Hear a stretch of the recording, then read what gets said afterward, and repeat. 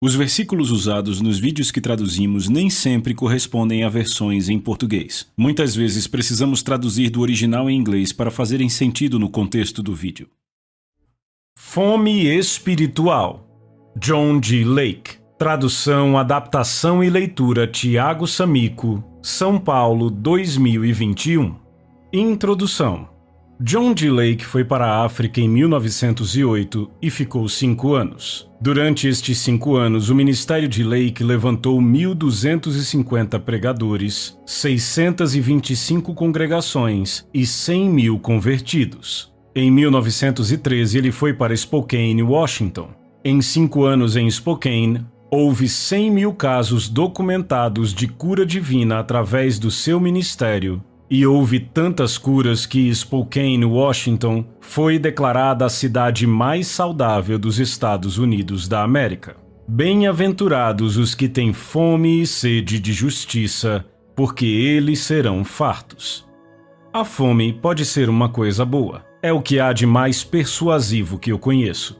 É um incentivador maravilhoso. Nações têm aprendido que pode-se fazer qualquer coisa com uma população, contanto que estejam com fome. Mas, quando eles ficam com fome, fique atento, existe um certo espírito de desespero que acompanha a fome. Eu queria que todos tivéssemos isto espiritualmente. Queria que nós fôssemos desesperadamente famintos por Deus. Não seria glorioso? Se todos fôssemos desesperadamente famintos por Deus, seria estranho termos apenas 1 ou 2 sendo cheios num culto. Bem-aventurados os que têm fome e sede de justiça. Justiça é simplesmente o rigor de Deus. O rigor de Deus em seu espírito, o rigor de Deus em sua alma, o rigor de Deus em seu corpo, o rigor de Deus em seus interesses, na sua casa, nos seus negócios, em todo lugar. Deus é um Deus onipresente. Seu poder opera para todos os lados. O artista pinta uma aura ao redor da cabeça de Jesus que mostra que existe uma radiação de glória em sua pessoa. É a glória radiante do Deus que habita, irradiando através da sua personalidade. Não há nada mais maravilhoso do que Deus habitando na vida humana. A maravilha mais suprema que Deus já demonstrou foi quando ele tomou a posse dos homens. Pelo Espírito Santo, ele vem e se apossa daqueles que estão com fome. Bem-aventurados os que têm fome. Eu garanto a vocês que depois da crucificação de Jesus, havia 120 famintos em Jerusalém. Eu não acredito que, se eles não estivessem tão famintos, teriam sido tão gloriosamente cheios. Foi porque tinham fome que foram cheios. Algumas vezes ficamos inclinados a pensar que Deus é mecânico, como se ele sempre marcasse uma data para este ou aquele evento acontecer. Mas minha opinião é que uma das obras do Espírito Santo é a de preparador. Ele vem e prepara os corações dos homens previamente, colocando dentro deles uma fome estranha por aquele evento que foi prometido por Deus, até que ele aconteça. Quanto mais eu estudo história e profecia, mais eu fico convencido que quando Jesus nasceu no mundo, ele nasceu em resposta a um tremendo clamor de coração de parte do mundo. O mundo precisava de Deus desesperadamente.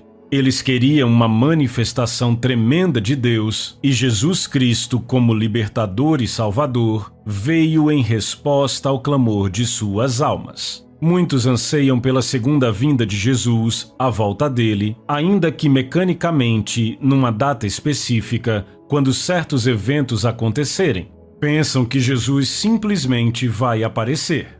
Eu não vejo desta forma. Eu acredito, por outro lado, que deverá haver uma fome tremenda, uma fome esmagadora pelo Senhor, vindo dos corações dos homens, de forma que uma oração que nunca foi orada no mundo antes por Cristo se levante aos céus da parte de uma quantidade de almas suficiente, e isto vai tirar Jesus do trono e trazê-lo de volta à terra. Daniel diz que ele estava convicto pelo estudo dos livros proféticos, especialmente o de Jeremias, que o tempo tinha chegado quando os israelitas deveriam ser libertados do seu cativeiro na Babilônia. Os 70 anos se cumpriram, mas não houve libertação. Então ele diligentemente prostrou a sua face para orar para que isto acontecesse. Leia Daniel 9. Eis o que eu quero que vocês entendam. Se a libertação fosse acontecer mecanicamente numa certa data, não haveria necessidade de Daniel ter aquela fome em sua alma. No entanto, ele jejuou e orou em vestes de saco e cinzas para que a libertação pudesse chegar. Não, Senhor. O propósito de Deus virá a se cumprir quando nossos corações e mentes chegarem ao real clamor pelo divino. Quando a oração verdadeira pelo divino chegar ao nosso espírito e o desejo real por Deus tomar a nossa natureza, algo irá acontecer a partir daí. Não importa o que a sua alma possa estar cobiçando ou desejando, se isto se tornar o calor supremo em sua vida, não um assunto de segundo plano ou terceiro ou quarto ou quinto ou décimo, se isso se tornar o desejo supremo da sua alma, o assunto sublime, todos os poderes e energias do seu espírito, da sua alma e do seu corpo, buscando e clamando a Deus por uma resposta, vai acontecer. Vai acontecer.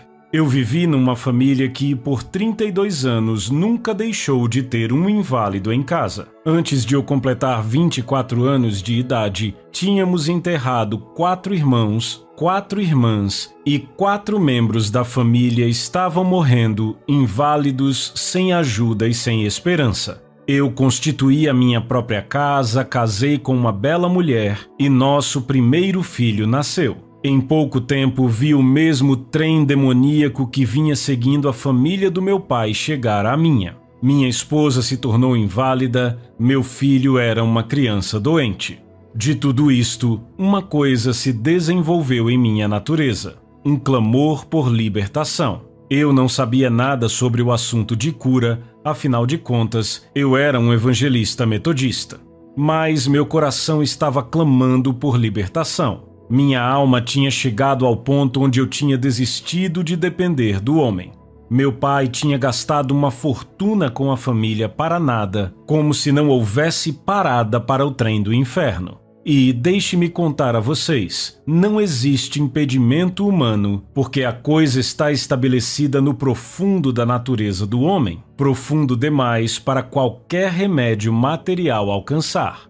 É necessário que o Deus Todo-Poderoso e o Espírito Santo e o Senhor Jesus Cristo cheguem ao profundo da natureza humana e encontrem a dificuldade real que existe lá e a destruam. Se você estiver longe de Deus e seu coração desejoso, sua alma clamando por libertação divina, Ele vai estar disposto a te entregar. Você não terá que chorar longamente até ver que estes montes estão sendo movidos e que o anjo da libertação já está aqui.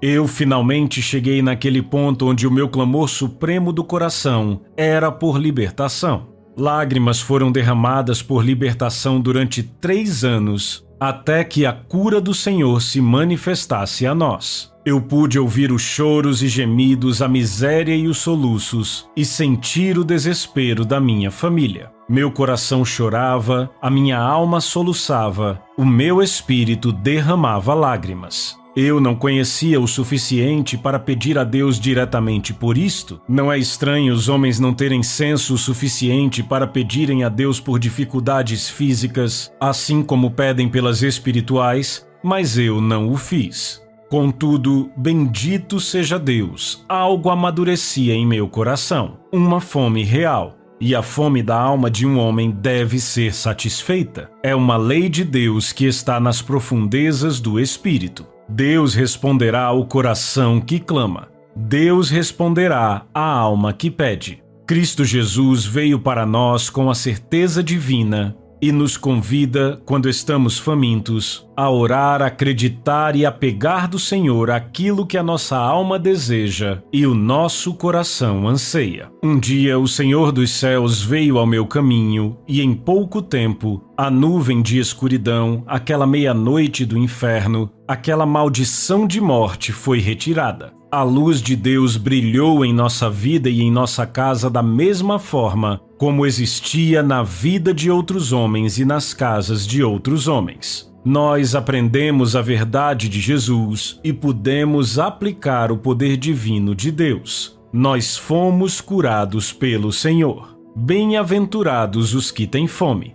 Irmãos, comecem a orar para ter fome. Eu quero contar uma história. Uma vez eu estava com sapatos de neve em Samaria, Michigan, onde eles costumavam ter cerca de 1,5 metro de neve. Eu caminhei por 30 milhas com meus sapatos de neve e estava cansado e desgastado. Cheguei em casa e vi que minha esposa tinha saído para fazer uma visita. Então, eu fui para a casa da minha irmã. Descobri que eles tinham saído também. Eu entrei na casa e comecei a procurar por algo para comer. Eu estava quase faminto. Encontrei um grande bolo que parecia com um pão de milho. Ele ainda estava um pouco quente e cheirava bem. Comi ele todo. Eu achei aquilo meio estranho, parecia que tinha uns caroços dentro. Eu não entendia a combinação e não entendia muito de cozinha. Assim que eu acabei de comer, minha irmã e seu marido entraram. Ela disse: "Meu Deus, você deve estar cansado e faminto." Eu disse: "Eu estava, mas acabei de achar um bolo de milho e comi ele todinho." Ela disse: "Meu Deus, John, você não comeu aquilo." Eu disse: "O que era aquilo, Irene?" "Aquilo era um tipo de ração para as vacas? Nós trituramos com espigas e tudo."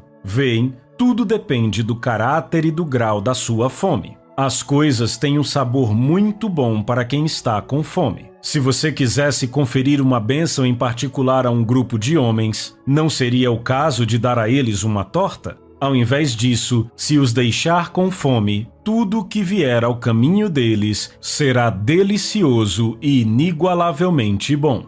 Eu amo contar esta história porque é a história de um homem faminto. Pouco depois de eu ir para a África do Sul e Deus começar a trabalhar maravilhosamente na cidade de Joanesburgo, um açougueiro que vivia nos subúrbios foi alertado pelos seus médicos que tinha desenvolvido um estado de tuberculose e que possivelmente não viveria mais de 9 meses. Ele decidiu se precaver para que a sua família fosse bem cuidada depois que ele partisse. Ele comprou uma fazenda e passou a desenvolvê-la de forma que, quando ele morresse, sua família tivesse condições de subsistência. Um dia, ele recebeu uma carta dos seus amigos em Joanesburgo, contando sobre a vinda do que eles chamavam de irmãos americanos e das coisas maravilhosas que estavam acontecendo. Eles contaram sobre um fulano de tal e sobre sua sobrinha que era uma inválida numa cadeira de rodas há 5 anos que foi curada por Deus, e como um dos seus parentes tinha sido batizado no Espírito Santo e estava falando em línguas, sobre outros amigos e vizinhos que foram batizados e curados. Eles contaram sobre a mudança poderosa que havia acontecido na comunidade e toda a obra vigorosa e maravilhosa que Deus produzira. Dan Von Vuren, o açougueiro, pegou a carta e se arrastou para debaixo de uma acácia. Ele repassou a carta com Deus e começou a discutir com o Senhor. Ele disse: "Deus do céu, se você pôde vir para o senhor fulano de tal, um bêbado, e libertá-lo do seu pecado e salvar a sua alma colocando nele a alegria do Senhor, se você pôde vir para esta minha sobrinha salvar a alma dela, curar o seu corpo e torná-la uma bênção ao invés de um peso e um fardo aos seus amigos, se você pôde vir para o fulano e ele foi batizado com o Espírito Santo e falou em línguas, Senhor, se você pôde fazer estas coisas em Joanesburgo, você pode fazer algo por mim também." Ele se ajoelhou, colocou sua face no chão e clamou a Deus que fizesse algo por ele. Naquela manhã, Von Vuren ficou tão mexido lendo aquela carta que o seu desejo de ser curado se tornou maior do que qualquer outra coisa em sua consciência. Seu coração alcançou Deus e naquela manhã a sua oração chegou até o céu e Deus veio em sua vida. Em 10 minutos ele tomou todo o fôlego que precisava e a dor tinha ido embora. A tuberculose tinha desaparecido e ele era um homem curado. Mas isso não foi tudo. Ele não só recebeu a cura física, mas Deus também literalmente desceu e possuiu a vida daquele homem até que ele não compreendesse mais a si mesmo. Ao me contar isto, ele disse: irmão, uma nova oração dos céus nasceu em meu espírito. Eu tinha orado pela salvação da minha esposa por 18 anos, mas nunca conseguia ir além. Mas naquela manhã eu orei como nunca. Tudo estava feito quando eu entrei em casa. Ela se levantou e olhou para mim por 2 minutos, até que raiou em sua alma a percepção de que eu tinha sido gloriosamente curado por Deus. Ela não me perguntou como aquilo aconteceu, mas caiu de joelhos, levantou as mãos para o céu e disse: ore por mim, Dan. Pelo amor de Deus, ore por mim. Eu tenho que encontrar Deus hoje. E Deus veio à sua alma. Ele tinha 11 filhos maravilhosos. A sua esposa e ele começaram a orar e dentro de uma semana, a casa inteira, os 13, tinham sido batizados no Espírito Santo. Ele foi para a fazenda do seu irmão, contou a maravilha que Deus tinha feito, orou por aquilo e em pouco tempo 19 famílias foram batizadas com o Espírito Santo. Deus encheu a vida de Von Vuren tanto com a sua glória que uma manhã Deus disse a ele: vá para a Pretória. Eu vou enviar você para diferentes membros do parlamento. No Palácio Executivo, ele foi levado à presença do premier Louis Botha. Botha contou-me sobre isso depois. Ele disse: Lake, eu havia conhecido Von Vuren no tempo em que ele era um garoto. Eu tinha conhecido ele como um sujeito descuidado e brincalhão. Mas aquele homem entrou no meu escritório e ficou a 3 metros da minha mesa. Eu o observei e antes que ele começasse a falar, eu comecei a tremer em minha cadeira. Eu me ajoelhei. Eu tive que enfiar a minha cabeça embaixo da mesa e chorar a Deus. Isto porque ele se parecia e falava como Deus. Ele tinha a majestade de Deus. Ele estava sobre-humanamente maravilhoso. Von Vuren então foi ao escritório do secretário de Estado, depois ao do secretário do Tesouro. Quase a mesma coisa aconteceu em cada caso. Por 18 dias, Deus o manteve indo de um departamento para o outro, a advogados, juízes e oficiais naquele lugar, até que cada alto oficial do país soubesse que havia um Deus, um Cristo Salvador e um batismo no Espírito Santo. Tudo porque Dan Von Vuren tinha realmente sentido fome por Deus. Por muitos anos antes de sair da África, ele andou para cima e para baixo daquela terra como fogo ardente. Em todo lugar que ele ia, pecadores eram salvos, doentes eram curados, mulheres e homens eram batizados no Espírito Santo, até que ele ateou fogo em todos os distritos com o poder de Deus. Eu comecei a ler um antigo sermão que preguei em um clube de homens em Spokane, Washington, 8 anos atrás, intitulado O Chamado da Alma. Nele observei que contei a história de pessoas que vieram para a escola de Parham em 1900 e para quem, em resposta ao clamor de suas almas, Deus veio e os batizou no Espírito Santo. Todas as igrejas e missões de fé apostólica, Assembleias de Deus e outros movimentos são o resultado. Eu conheci a esposa do irmão Parham e sua cunhada, Lillian Thistlethwaite. Ela foi a mulher que trouxe a luz de Deus para a verdadeira santificação no meu coração. Não foi sua pregação ou suas palavras. Eu me sentei na casa de Fred Bosworth uma noite antes do Fred pensar em pregar o evangelho e ouvi Lillian Thistlethwaite, cunhada de Charles Parham, falar de Deus e do seu amor, da sua graça santificadora e poder, que é a real santidade.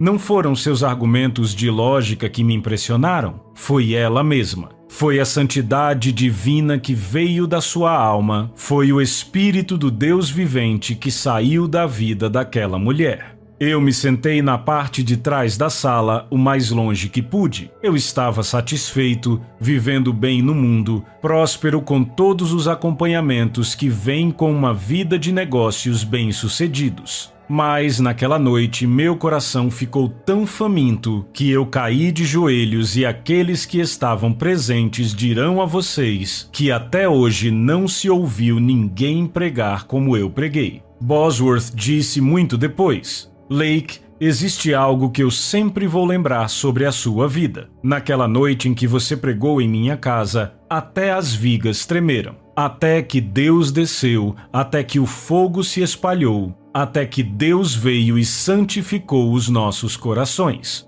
Todos os demônios do inferno não me fariam acreditar que não houve uma experiência de santificação real de Jesus Cristo, do tipo que acontece quando Deus chega e torna o seu coração puro, tira o seu eu da sua natureza e dá a você o triunfo divino sobre o pecado e sobre si mesmo. Bendito seja o nome do Senhor. Bem-aventurados os que têm fome. Amados, orem para ter fome.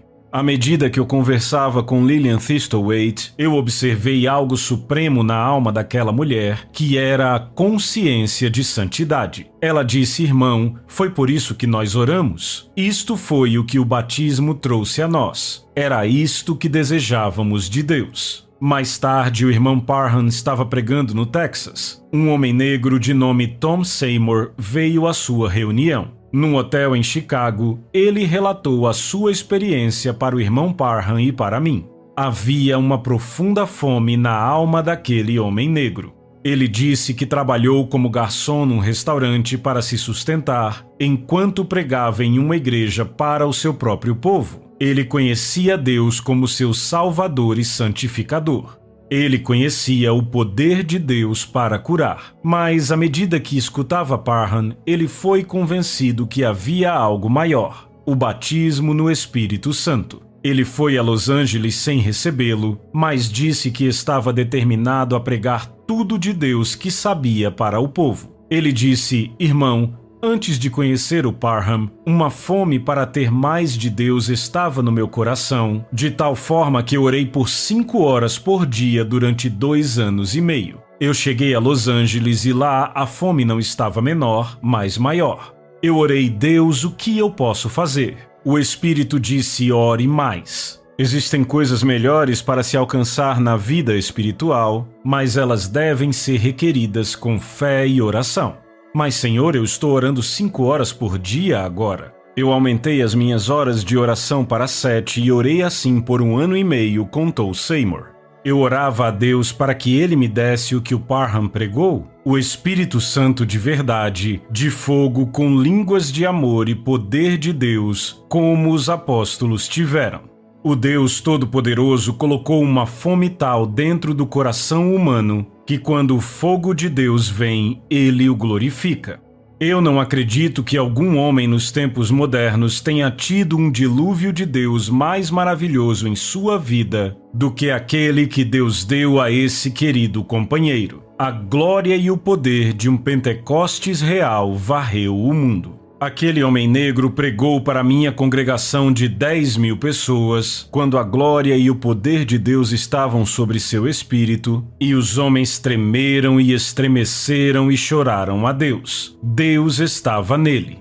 Bem-aventurados os que têm fome, pois serão fartos. Eu me pergunto do que estamos tendo fome. Temos uma fome realmente divina, algo que nossa alma está pedindo?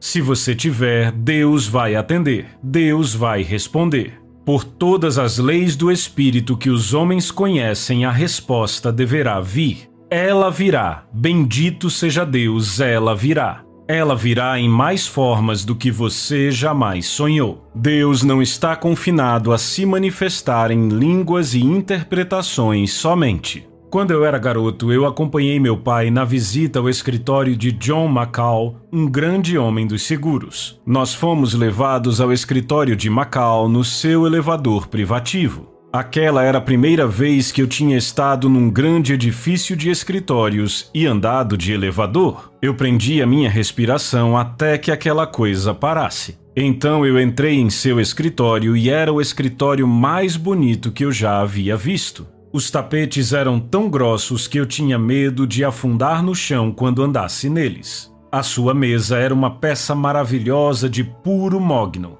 No topo da mesa, talhado em madrepérola, estava o nome dele escrito com elegância. Era tudo tão magnificente que em minha alma de garoto eu disse: eu vou ter um escritório igualzinho a esse e uma mesa como essa com meu nome quando eu crescer. Eu não sabia, até completar o meu 30º ano, o quão forte aquilo era na minha natureza. Eu quase parecia ter esquecido. Eu fui convidado para Chicago para me juntar a uma associação de homens que estava estabelecendo uma companhia de seguros de vida. Eles disseram: Lake, nós queremos que você seja o gerente desta associação. Discutimos o assunto por 3 semanas, até que eles chegassem aos meus termos, e finalmente o presidente disse: entre no escritório, eu quero te mostrar algo. Nós temos uma surpresa para você.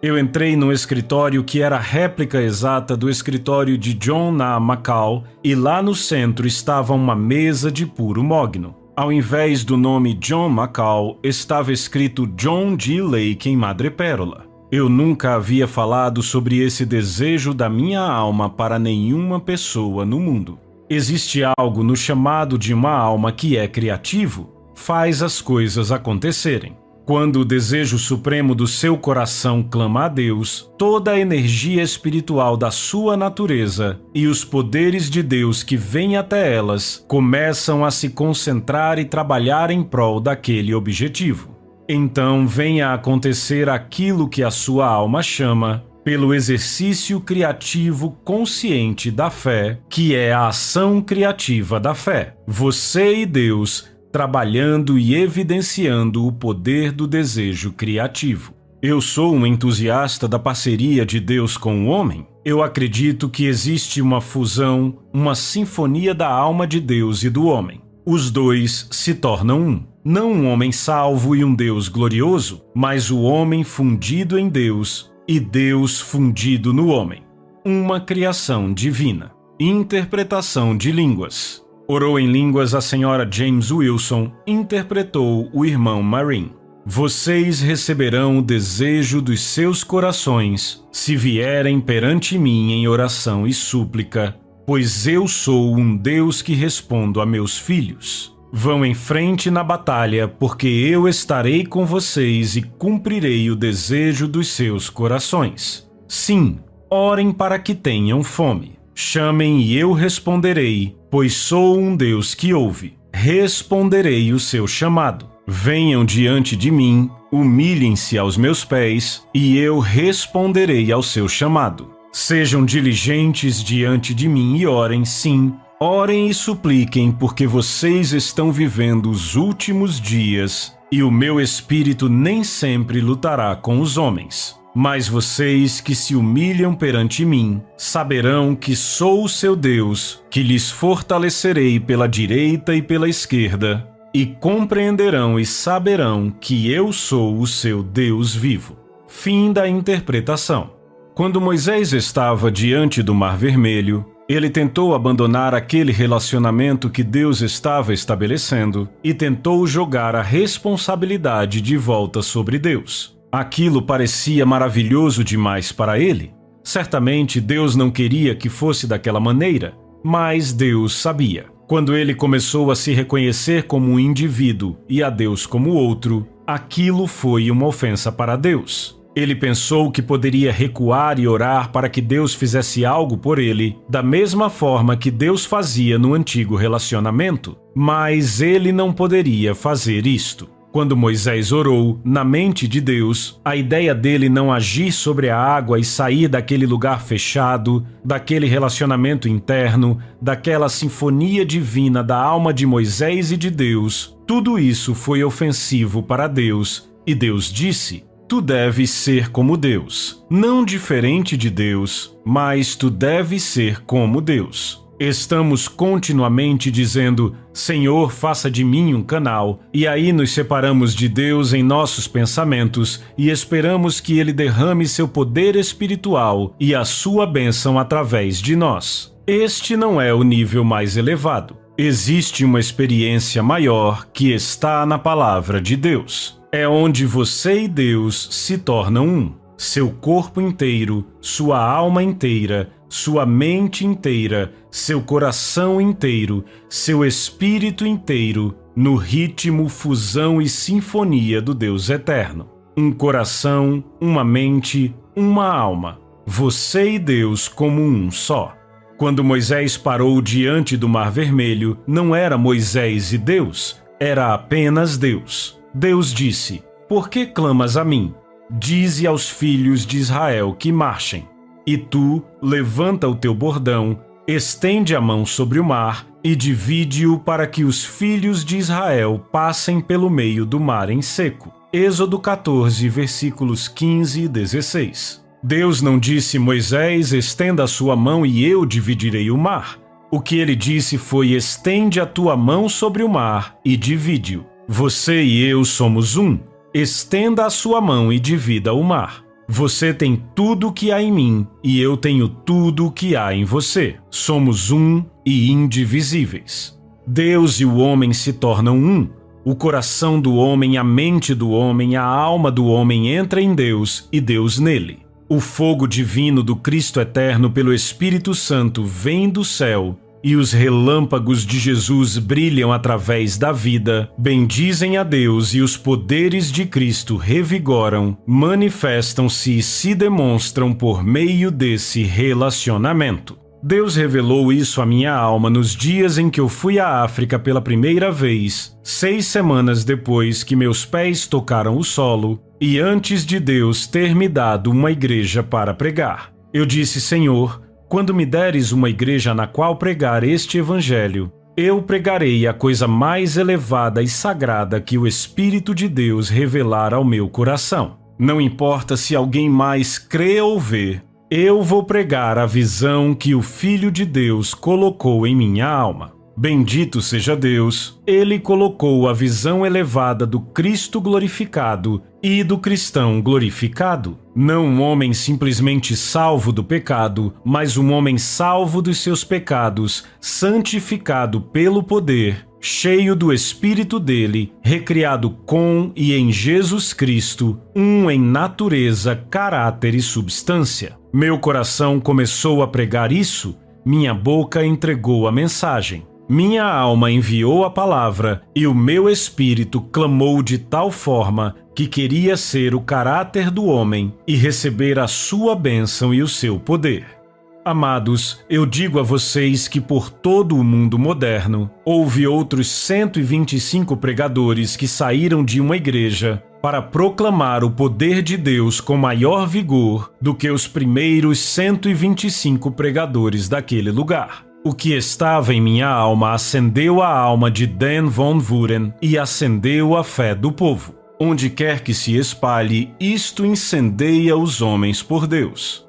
Amigos, precisamos subir até Deus. Esta igreja e as igrejas ao redor precisam entrar em Deus. Temos andado em círculos, enterrando nossos narizes no chão, e os nossos olhos estão fixos no solo, em vez de olharem para o alto, em vez de olharem para o trono. Olhe para o glorificado. Eu quero ver as mãos dele sangrando. Olhem para o céu, onde ele está para ser visto. Não volte ao Calvário para vê-lo. Ele é o Filho de Deus ressuscitado, que reina glorificado, que ressuscitou com todo o poder e toda a autoridade, com as chaves do inferno e da morte. Ele é a autoridade divina, a vitória eterna, a manifestação divina de Deus. E vocês? Vocês são os que reinam, glorificados em Cristo como um. Vocês são a manifestação divina de Deus. Queridos, subam ao trono. Deixem que a vida do trono e o amor do trono e o poder do trono e o Espírito do trono e o Espírito Santo no céu possuam vocês, e vocês serão um novo homem em Cristo Jesus. O seu passo será a marcha do conquistador, a sua canção a canção da vitória, a sua coroa a coroa da glória e o seu poder o poder de Deus.